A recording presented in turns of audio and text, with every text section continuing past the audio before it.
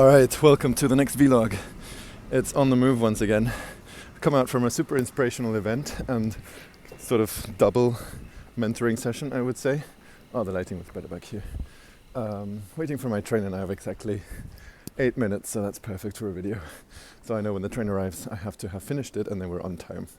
Okay, what I want to talk about. Focusing on the one thing, basically.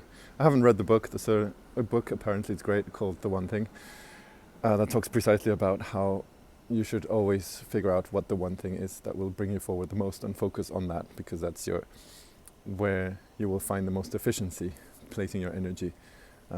Makes sense, right? Seems like the most obvious thing that you would expect everyone to do, but we are not rational beings. We like to procrastinate. We have strange blocks in our minds. We're emotional and impulsive and have complex patterns. And so what most of us end up doing is everything but the one thing.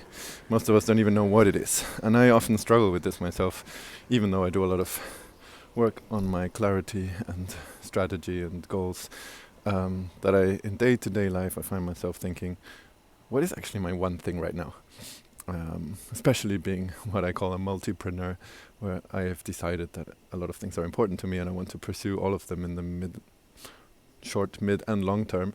There's an even shorter term where I have to focus, because otherwise nothing gets done.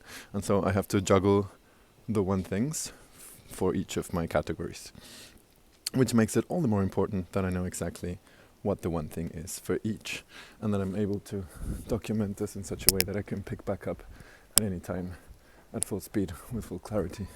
Having to move away from people because I'm not wearing a mask, but it's outdoors, so I feel like it's okay. Right, and another important thing that I learned today is in the business world, and I think also in the real world in general, you have to make yourself heard.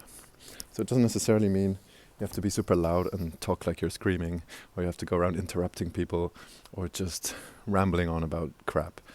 But you do have to find very specific opportunities with which you can present yourself in the best possible light, and you can show people like, hey, I'm here, this is my presence, and this is my value, my worth, this is what I can contribute. Basically look at me, because if you don't, you're just another person standing there that no one can read, and they're just going to project and interpret stuff into you. Yeah, sorry.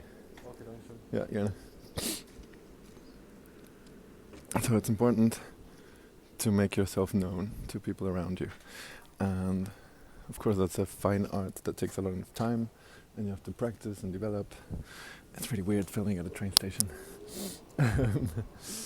But I need to start, because I wasn't doing that. I'm in the camp of intellectuals, or maybe nerds, who are so focused on efficiency and precision and providing actual value that we often feel like there's no point opening our mouths if we don't have anything really good to say.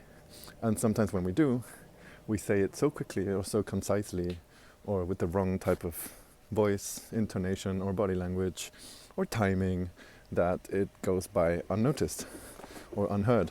Because 70%, nice number that was quoted today, of communication happens at another level. And that's something I'm also learning about by reading The Laws of Human Nature, I think. Yeah, there's also the Laws of Power. Both amazing books by, is it Robert Greene? I believe it is. Where he basically explains this. Even though we have high-level communication, we humans are still animals, and our primitive brain is the most important one at the end of the day, and it reacts to things like body language and intonation and all of these signals that communicate status and power and a lot of dynamics that are not expressed by words. So you could be saying the most valuable words, the most insightful, intelligent sentence, but because of this whole other context, you could still be seen as the lowest ranking, irrelevant, not believable. And that's something that happens so much every day to everyone, and it's super frustrating.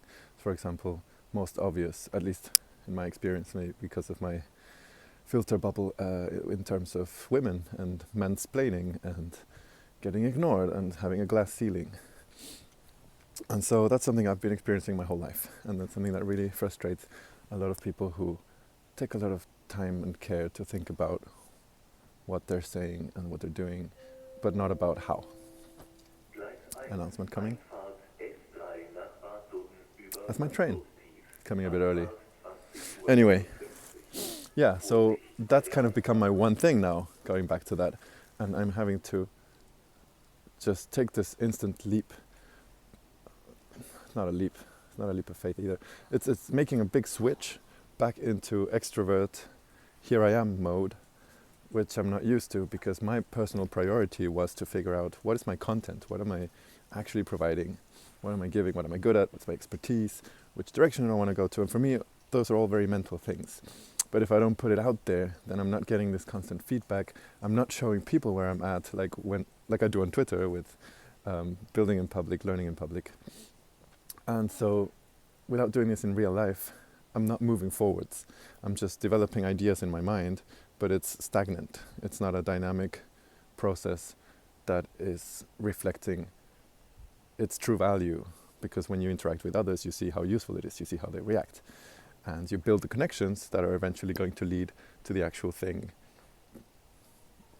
materializing, right? Especially with people-based businesses like education, coaching, training, content. And so, yeah, luckily, this is a side to me that already exists and that I've already worked on before as a musician, in my years of experience with people and being an extrovert. And so all I had to do was switch. But yeah, I just want to remind everyone how important it is. Say that I see you and I share your struggle if you're struggling with this. And I think it's something we can all develop. I thought about things like taking acting classes or speech, vocal coaching or singing or something. And these are still all considerations that I will look into some more. But for the time being, I feel like all I really need is just to start applying this in an everyday context and start talking to people with this focus in mind. Not just like, oh hey, let me get to know you and just chat about the weather and our friends. But rather, what do we have in common? How can we create a win-win situation? Will you give me feedback about what I'm really passionate about, and I try to see how I can help you, and also in group situations to be more visible and to share the dozens or hundreds of thoughts that I'm having that are potentially quite valuable, and bring them into the group and stand my ground as well, and not be overpowered by people who are often saying less valuable things in a very present manner and taking up a lot of time and space in the conversation. Right. Do you know what your one thing is right now? Remember, it can change at any point, and you can have one for each category if you're a multi-category type of person, like a multi-potentialite, multi-passionate. But I think in every second of every day you should know what is your one thing, because otherwise you're wasting your time. And also, where do you see yourself on the scale of, let's say, animal level communication, primitive communication? Are you someone that walks into a room and everyone takes notice and you can command their attention and get a word in the conversation? Or are you at the other end of the spectrum, or somewhere in between? Does it fluctuate a lot? I'd really like to get people to think about everything that I'm talking about for themselves. So ask yourself those questions. I promise it'll be helpful. Even more if you write down the process and the answers, and also review them a few days later. Alright, that's my 2 cents. I'll see you in the next one. Take care.